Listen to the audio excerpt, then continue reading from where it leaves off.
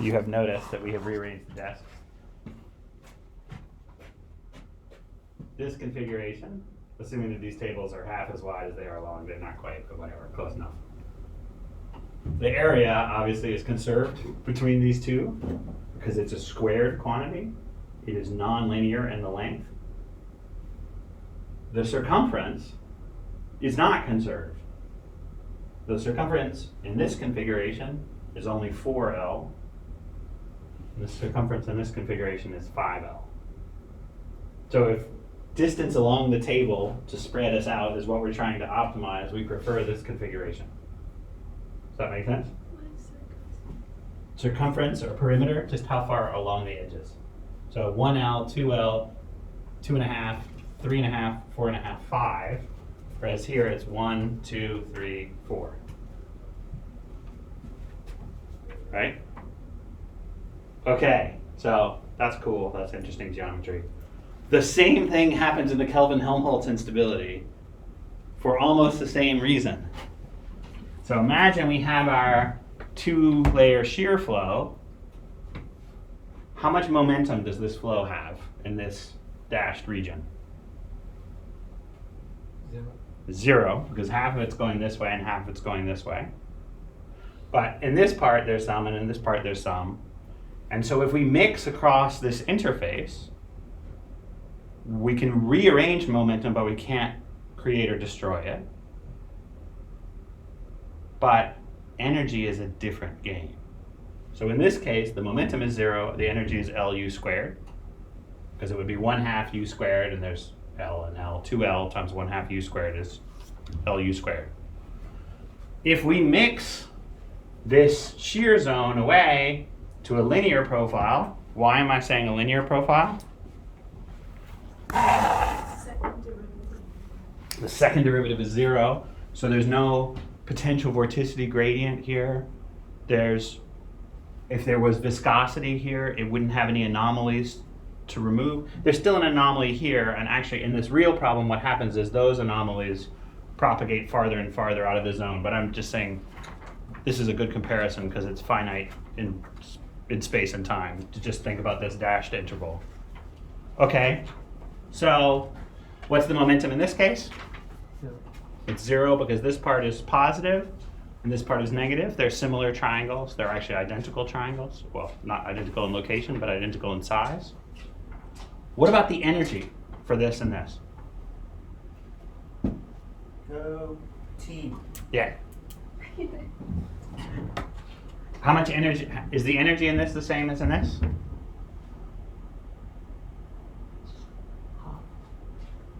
It's not quite. It's very close. You're on the right idea.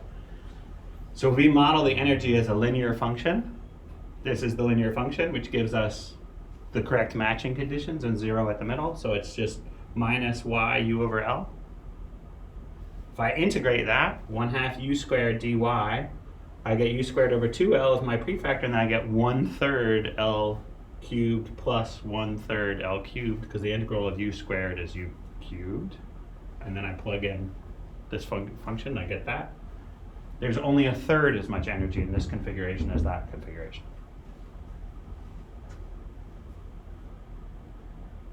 So what happened? How is that possible? We conserved energy we conserved momentum here, but not energy. The energy went down. Where did the energy go?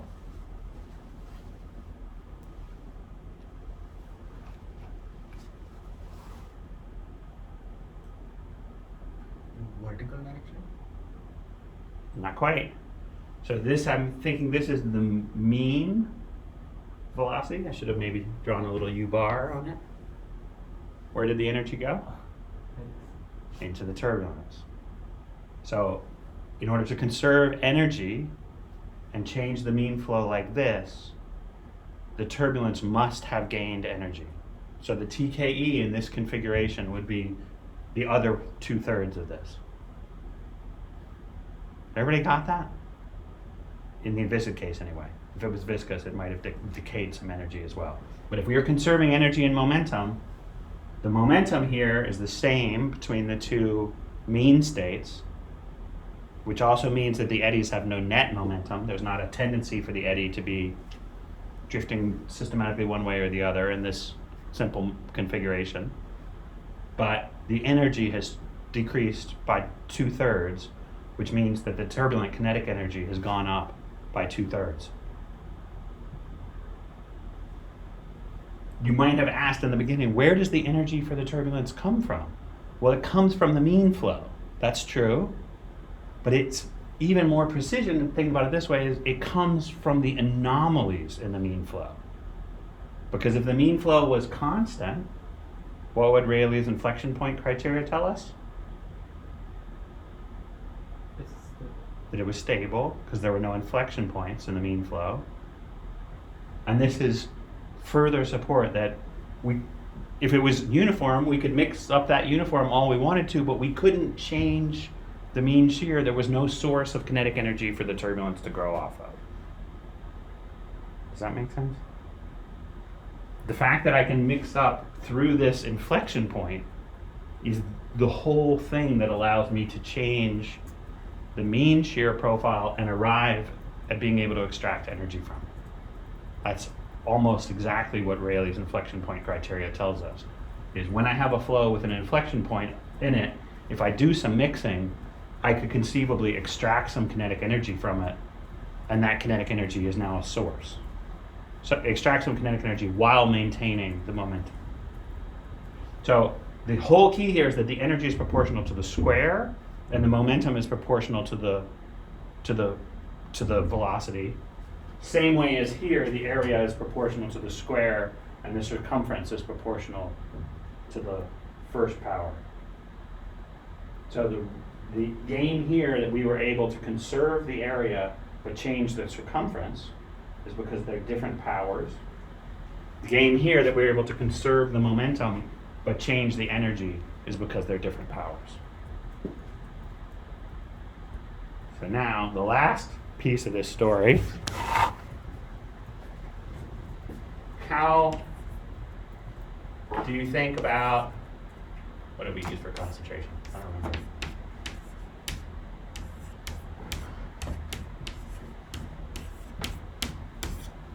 How does that relate to this?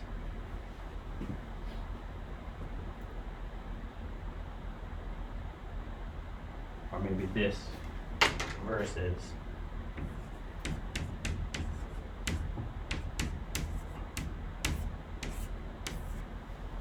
this.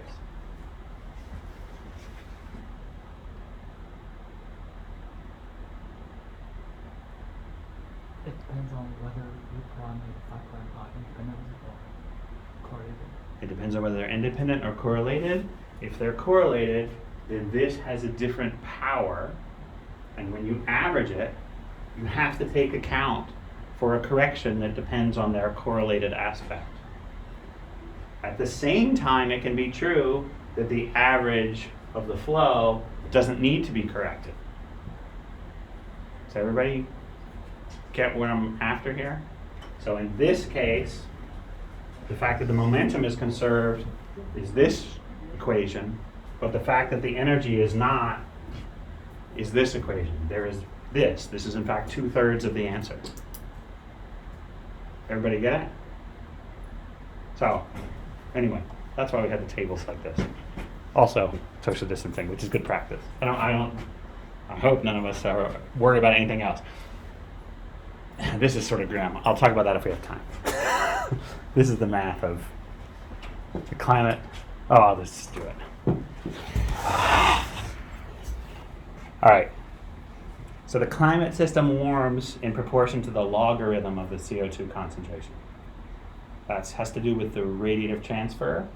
Basically, as the CO2 goes up, the amount of heat that gets trapped changes, and it goes proportionally to the logarithm.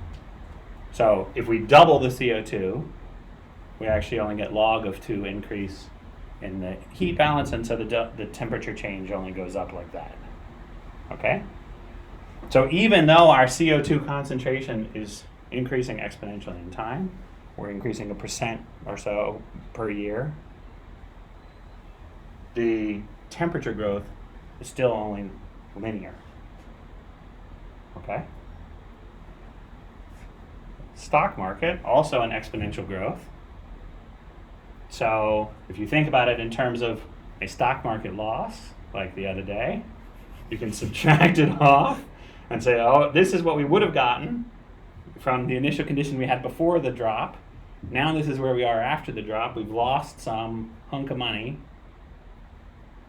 A little algebra rearranges it into two terms. This term is the original growth, and this is the loss implied by that day.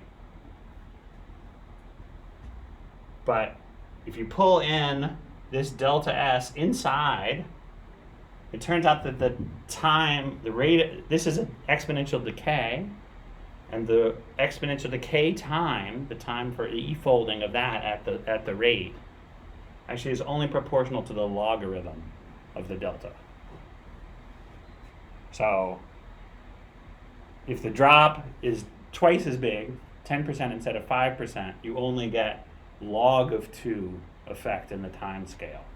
So it's not twice as long to recover, it's only the log of 2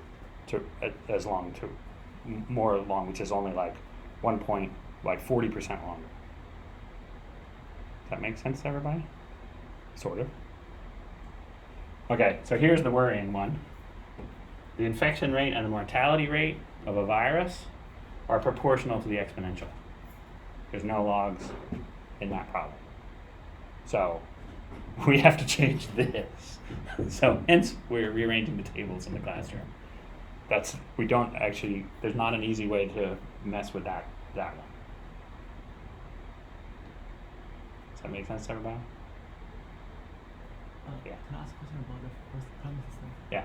I think because at present when the temperature hasn't achieved the equilibrium. Yes, so that's true. I think the linear increase may be due to a little different reason.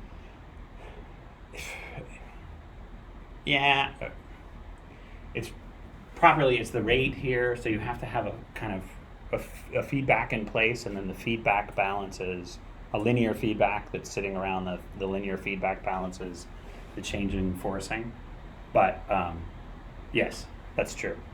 So the warming we have already seen is actually doesn't have much to do with this. It's the saturation warming that has that proportionality. Yeah, it's in fast time scale, it's only dT that's proportional to this, or it's more like d time plus lambda t, and so eventually this one balances. Does that make sense to everybody? Okay. All right. So let's talk about this other stuff. Now that we've had a little tour of mathematical modeling broadly. All right. So what did we talk about last time?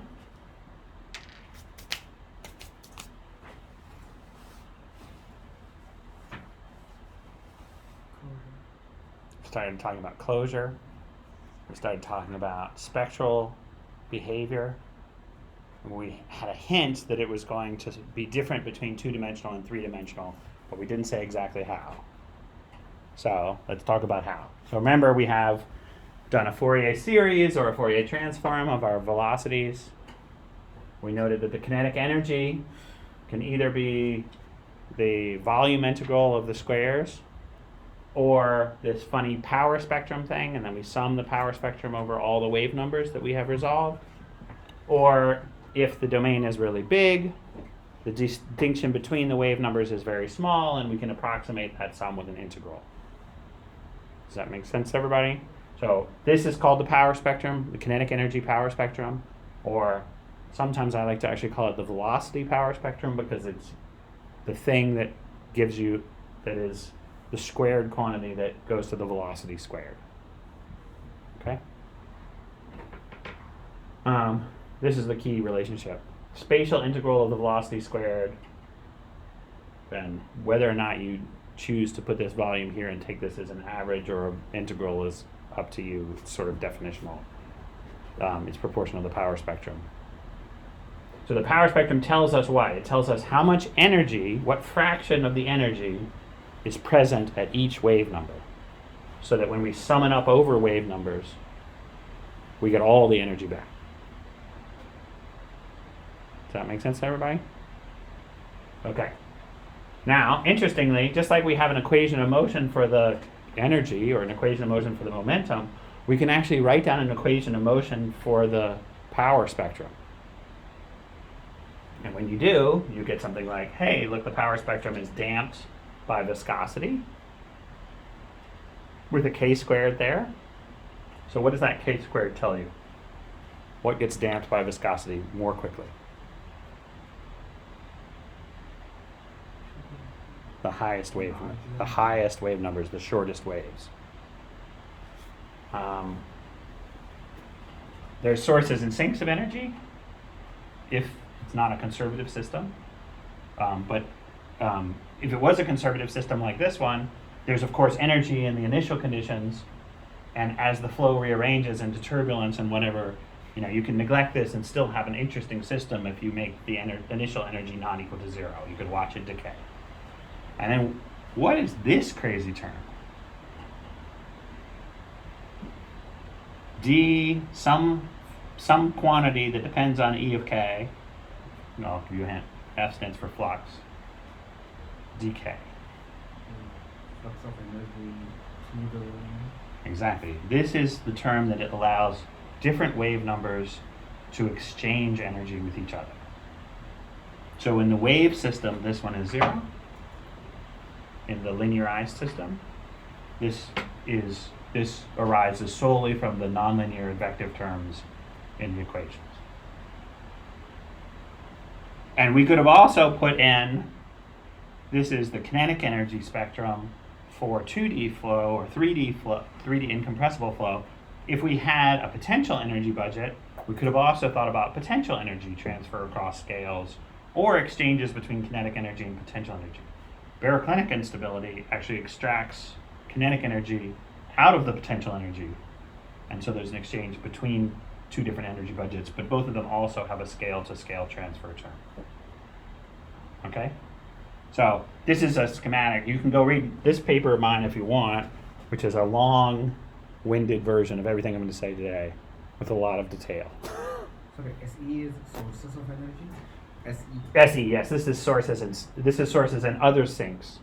Another sink might be if the energy flows out of a basin and ends up at a lower potential energy level or something like that. If you had a bucket here with a opening in it, another thing that could happen is the energy could fall out the hole and end up at a lower potential energy. So that would also go in the sources and sinks term.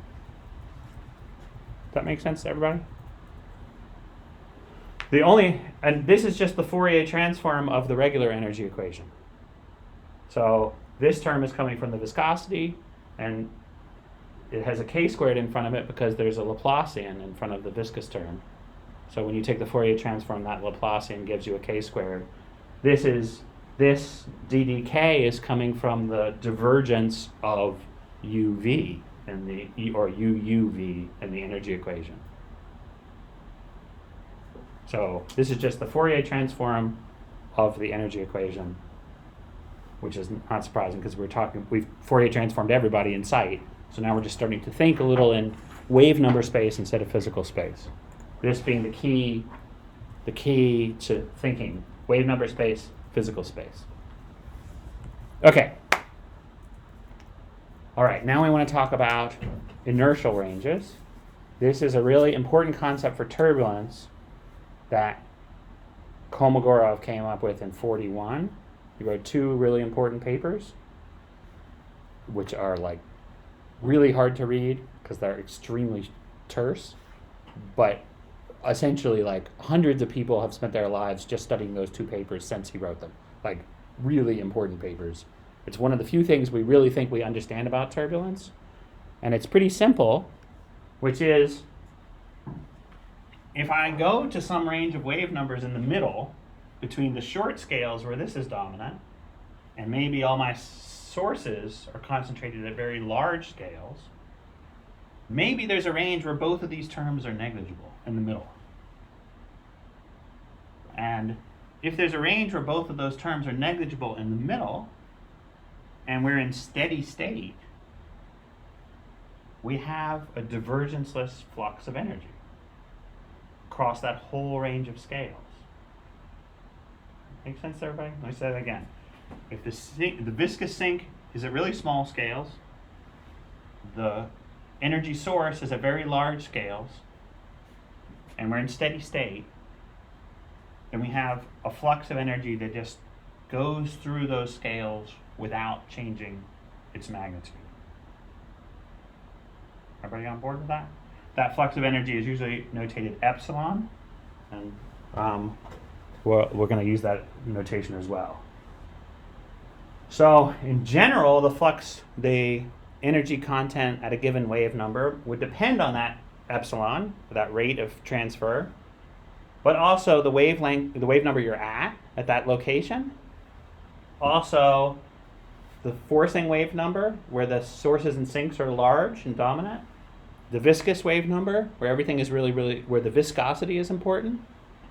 That's the general form for, if we think about kind of boring turbulence, right? Turbulence in a domain where everything's boring. There's not anything interesting except for these parameters to describe it. So no potential energy exchanges in this system, just kinetic energy of incompressible turbulence cascading from scale to scale and being dissipated by viscosity at small scale, injected by some unknown forcing at large scales. Everybody on board with that? Okay, if we make this really big, really large scale, and we make the viscosity really small scale, and we take a steady approximation, then Kolmogorov's key insight is that in the middle, the energy spectrum will only depend on the flux rate and what wave number you're looking at. Those are the only two parameters from this generic function that should have an effect. Does that make sense to everybody? And Vallis is in this very nice thing, this is called the locality hypothesis, which is that the flux rate is constant through every wave number, and the only thing it depends on is the wave number you're at. It's called an inertial range. Inertial means that the inertial terms, that flux term, are the dominant terms in the spectral transfer. The sources and sinks are not important, and it's steady state. And all of those are assumptions about how things work, but it's once you have made those statements, this is the combination of locality and inertial range gives you this simple form. Okay, we actually know what the units for epsilon are because it's an energy transfer across scales, and we know what the units for K are. So you take this, you plug it in, that's it. If I know the wave number goes like 1 over length, I know the energy per unit mass goes like U squared. I know the energy spectrum, which if I integrate in wave number gives me the energy, that means it goes like L cubed over T squared. And the energy flux is the transfer of energy per unit wave number per unit time, so that's L squared over T cubed. The only combination I can make that is dimensionally consistent of epsilon and K to give me an energy content per unit wave number is this. So K to the minus 5/3 is the power spectrum slope in the inertial range in 3D turbulence. Does that make sense to everybody? All we had to assume was the locality and the inertial range. And the locality says the only thing that this can depend on is epsilon and K, nothing else. And the inertial range says that I can drop the viscous length scale and I can drop the forcing length scale. I'm just paying attention in between those. And then I just do dimensional analysis, and here's the answer. That's the only combination that gives me the right units for E of K. You don't have to assume the function G is universal. We don't actually have to assume that. We only have to assume it to say that this K is universal. This could actually be specific. This could be very different under different turbulent systems, but this scaling law has to work out that way. If there were other parameters like size of the apparatus or something, then those could conceivably play a role, and then we're talking about something different. So the universality, it is possible that there were different classes of turbulence or something, and they all each have a different K. And in fact, some mechanisms sort of work out that way. So shear turbulence and convective turbulence both have this scaling, but they have a different kind of efficiency factor out front. So it is possible in some different flavor to get different flavors of this, but since experiments have shown that in this classic type of turbulence, you actually can get a pretty reasonable, you can actually figure out what this K is, and it generalizes across different apparatus, different experimental setups pretty well. Okay, so, and what does it look like? So this is what we look like. So this is a drawing of a power spectrum. Here's E of K. Here's the wave number. So this is the short scales. This is the long scales. Here's the injection of energy scale. Over here, the forcing range. So that's the K0 is right here in the previous slide, which now, irritatingly, sorry, I have bad notation because I took this figure from something else. K0 is there. So that's the scale of the forcing. Here's the viscous scale, which is down here on the high frequencies.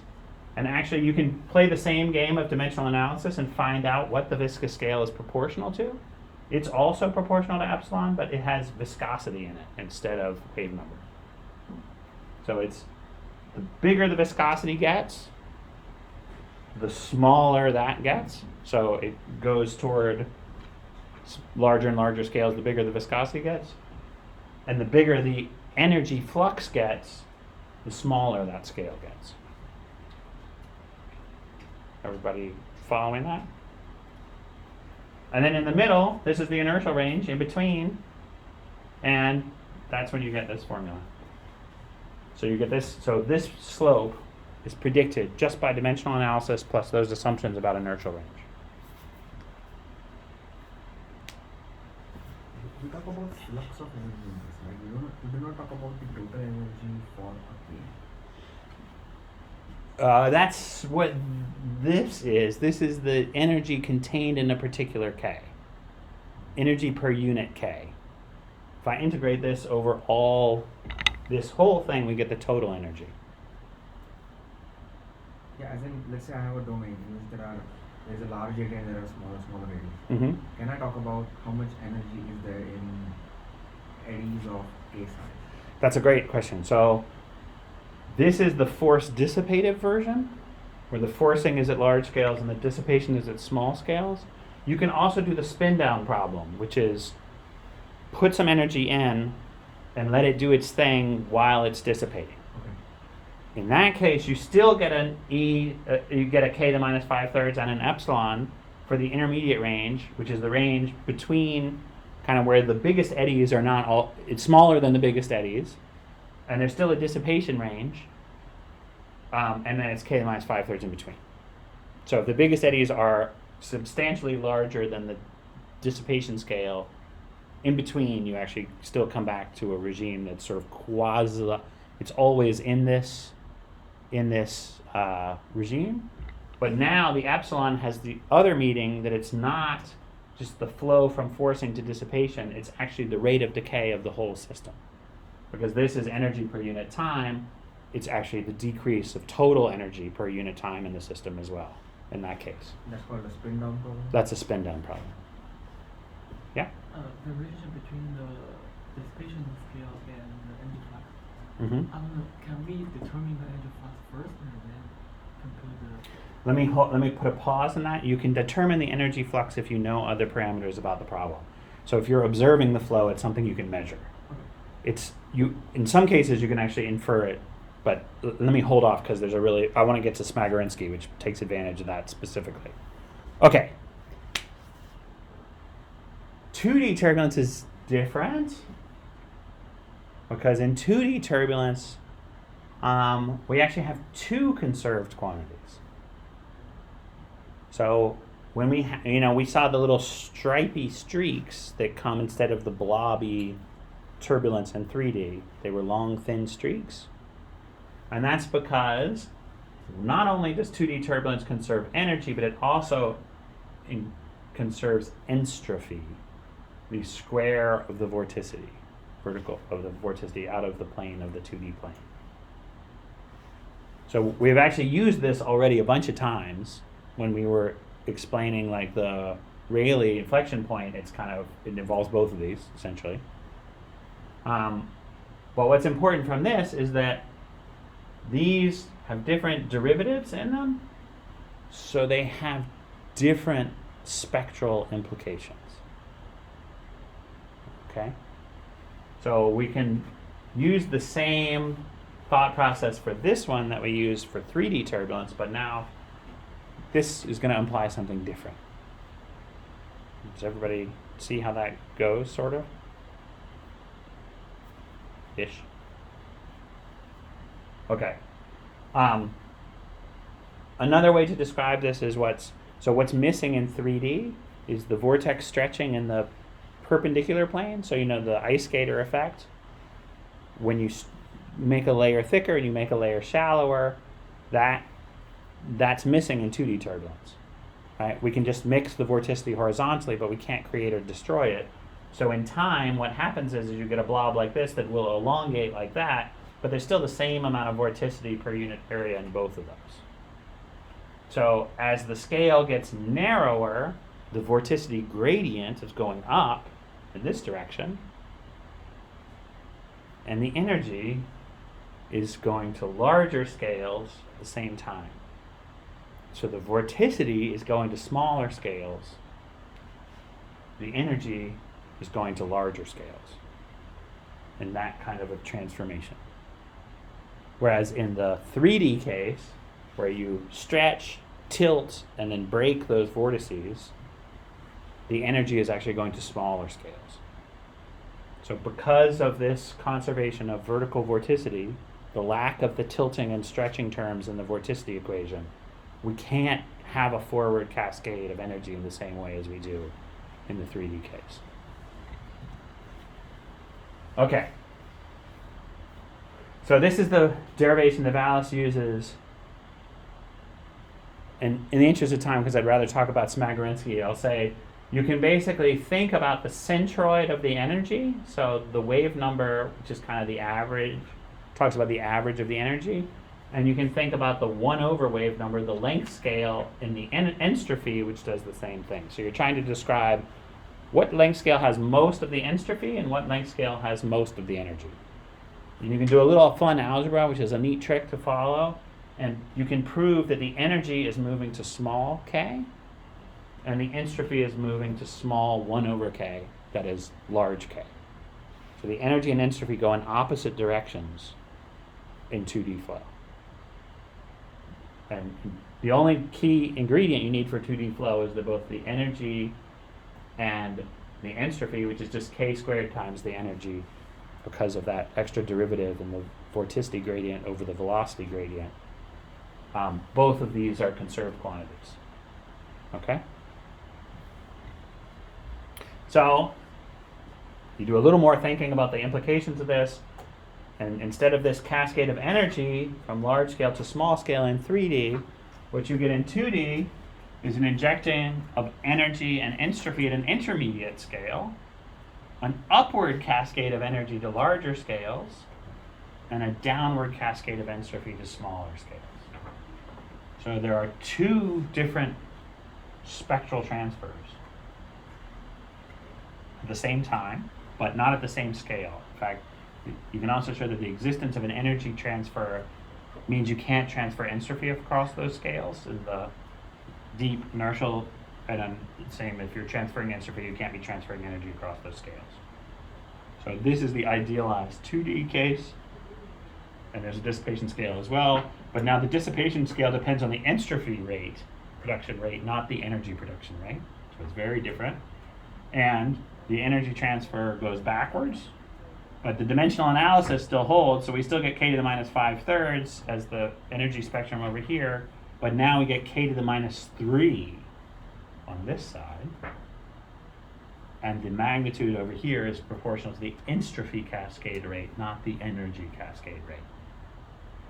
So Brody and I wrote a bunch of papers about this recently, showing that this actually works pretty well in a global ocean model as a conceptual framework. There is a forward entropy cascade. The energy dissipation depends on the potential entropy production rate, etc. So this is not a bad, crazy model to have in mind for large-scale ocean and atmosphere turbulence. Where is the energy going out? If you're doing the spin-down problem, it just accumulates at this basin scale, and you get one massive eddy filling the whole domain. If you're doing a force-dissipated problem, you have to dissipate that energy somehow. The viscous effect will be very, very weak. And so if you just put forcing in and only small-scale viscosity, what tends to happen is the energy just grows in time. It doesn't ever reach a steady state.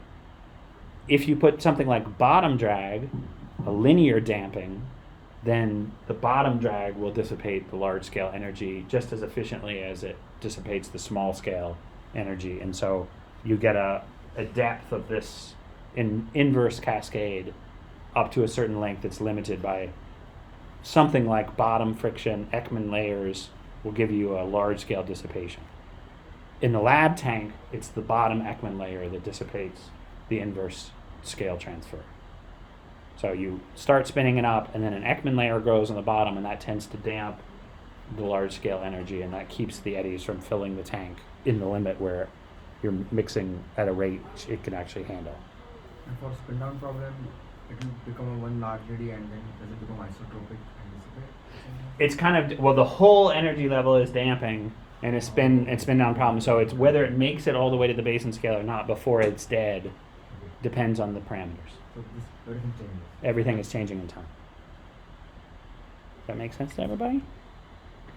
And here's just a picture from Vallis to illustrate this is what the vorticity looks like in evolution in time, and this is what the stream function, which is, since the first derivative of the stream function squared is the energy, the entropy is the squared vorticity. You can see that the entropy and the vorticity is going to small scale features concentrated in small things, whereas the stream function and the energy is concentrated in large things. Does that make sense? And if I made a map of entropy and energy, similarly, the entropy over time would be moving to small scales, and the energy would be moving to large scales. All right. There is an equivalent for QG. We can talk about this when we need to talk about it. It's a little bit more complicated because now we have to deal with the three-dimensional structure. I don't want to talk about too much today. And then there's an equivalent for two-layer flow, where you think about stuff coming in, baroclinic, barotropic, just like our instability problem. There's a class of turbulence that occurs in two-layer flows. There's a class of turbulence that occurs in 3D QG.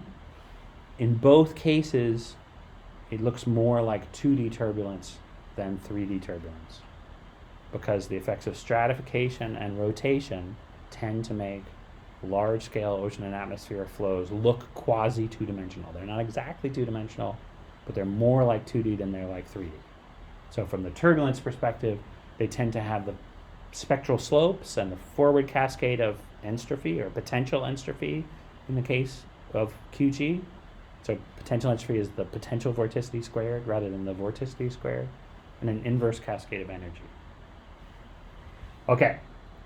And then there's also a beta plane effect, which I'm definitely not going to talk about. The last thing I want to close on is we can use this idea to build turbulence closures. The idea of a cascade to smaller scales. This was really Smagorinsky's idea in the first place, and he did it in an atmospheric model where this is not appropriate. Interestingly, it was a model that was probably quasi-geostrophic in behavior, but he used a 3D turbulence closure. But anyway, it's such a good idea that you should just follow it through. And here's how it goes. Here's our forcing range, here's our dissipation range. And if I had a direct numerical simulation, every scale resolved, I would just, resolve the small viscous scales, and whatever flow energy I was producing over here would get dissipated at the grid scale by the actual viscosity. So Smagorinsky's genius idea is, if my grid scale is not small enough to include this, I could truncate this flow of energy from large scales to small scales at some intermediate scale, which has to do with my grid resolution. So at 2 pi over delta x, my grid scale, I could just remove the energy there. Well, how would I remove the energy? Well, I just need to make a bigger viscosity than this one. This depends on the viscosity, how small it is, so I need a bigger viscosity. And now to answer your question about where we get epsilon from. This is the really clever part. Because epsilon is the same at the injection, and it's the same at every wave number, I can use the resolved flow, that is the things that are larger scale than my grid scale, to estimate epsilon on the fly as the model runs. So I calculate epsilon as the inertial transfer from scale to scale to scale to scale. I just measure the flux term in the model as it's running, and then I set a viscosity that is designed to remove an epsilon amount of energy at this length scale, rather than waiting for the smaller molecular viscosity. So this is better than an eddy diffusivity or an eddy viscosity. It's better because it's not just turn it up by, let's say, 2 orders of magnitude. Guess that it's, it needs to be bigger. How much bigger? Well, let's try a few and see. This one says, I'm going to tell you the viscosity you need for a given wave number to remove the correct amount of energy flux at that scale through a viscous term, but I'm going to not know what that energy flux was in advance. I'm going to measure it in the flow as the flow is evolving.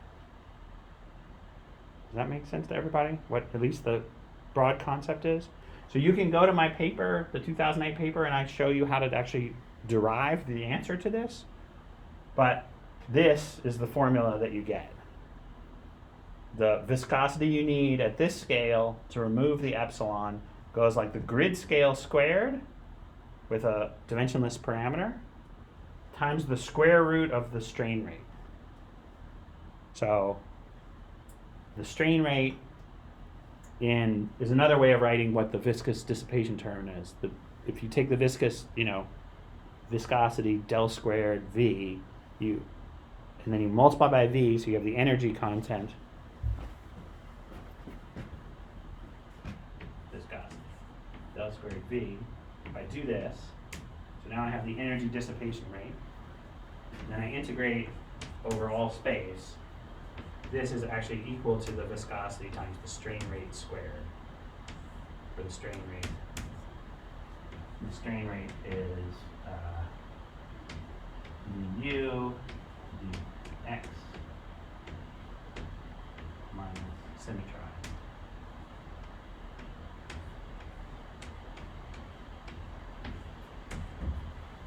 And there's probably a factor too. There's always factors into the strain rate definition. Okay? So this is a positive definite thing. It's the strain rate squared. So whatever this complicated calculus tells you, the dissipation of energy by viscosity is positive definite. So the viscosity removes energy from the flow. But if you go through the algebra of what viscosity you need to remove energy at the right rate to get the epsilon right, that's where this comes in. Does that make sense to everybody? Sort of? Okay. We can play the same game in 2D turbulence. Except now we're not worried about the energy cascade anymore, and the energy cascade's happy. It's on large scales going to larger scales. Now we need to do a truncation of the entropy cascade to small scales without resolving the dissipation scale. So Chuck Leith said, hey, Smagorinsky had this great idea in 96. I mean, this is really recent now. What if we do this for the forward cascade of entropy? Now this is the answer. It goes like the grid scale cubed times the gradient of the vorticity. The absolute value. So it's a totally different thing. It depends on a different power of the grid scale than Smagorinsky. and it depends on something that has different numbers of derivatives. That's a first derivative squared. This is a absolute value of a second derivative. So it's just a different thing. Why? How is it different? Why does it turn out to be something different?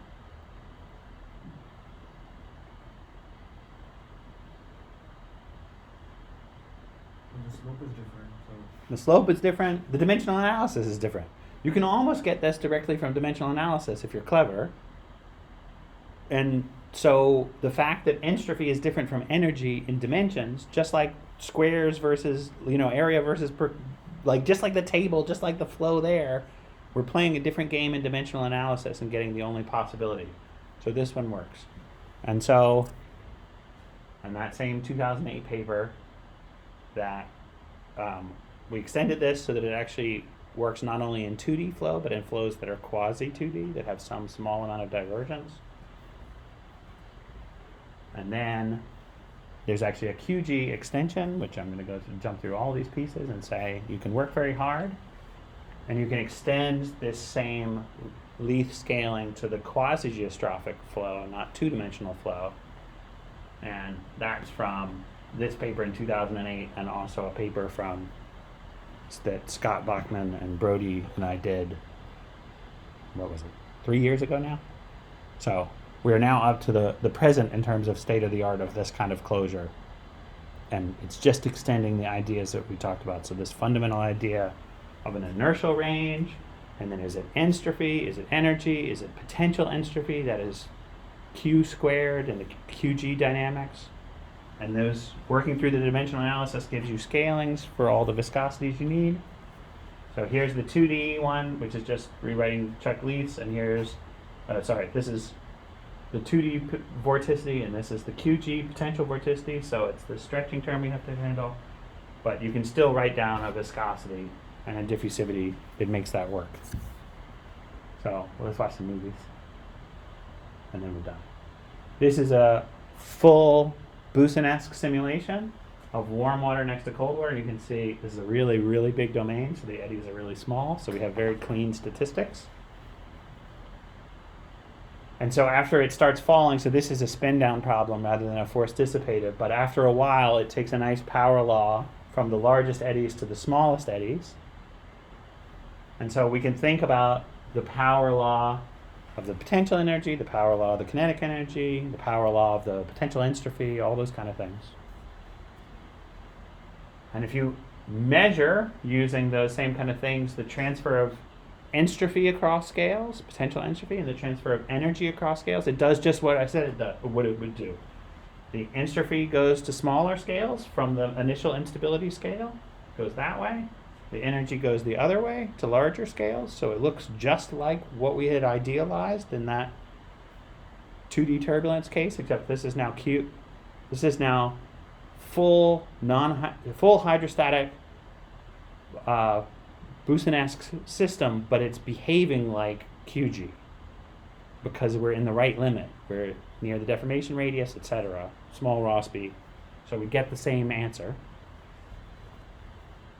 And so this is the key slide.